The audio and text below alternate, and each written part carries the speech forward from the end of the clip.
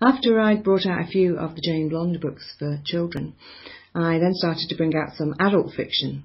And I think when a children's writer starts to write books for grown-ups, there are always a few questions raised.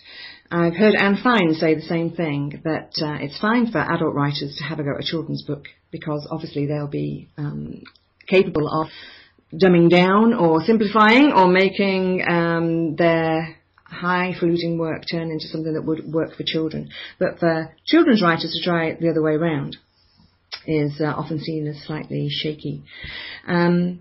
Well, two things. First of all, it's not actually true. It's every bit as hard to write a children's book as it is to write an adult book, and in some ways very much harder. And the other thing is, in my defence, I was actually writing both at the same time.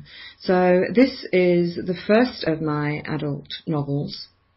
And it's about a mother and her daughter who travel across the world in search of various men and for various reasons, mainly led by the wishes of Paige, who's the 8-year-old daughter in the book, and carried out by Callie, her mother, who goes into all the travelling and meets a few of the men herself as well. It started out called The Baggage Handler, and I started writing this in about 2002. And I wrote it then from the point of view of Paige, who's the daughter. I then discovered somewhat belatedly that that was a bit of a mistake. And it took me several rewrites and several years also to find the right voice for it.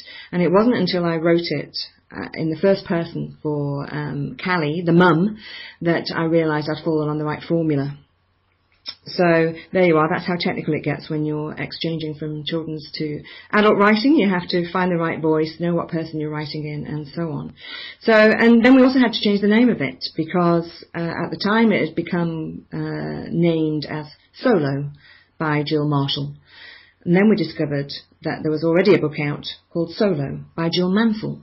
And we figured that the two probably wouldn't sit easily together side by side on the bookshelf. So it then became the Two Miss Parsons.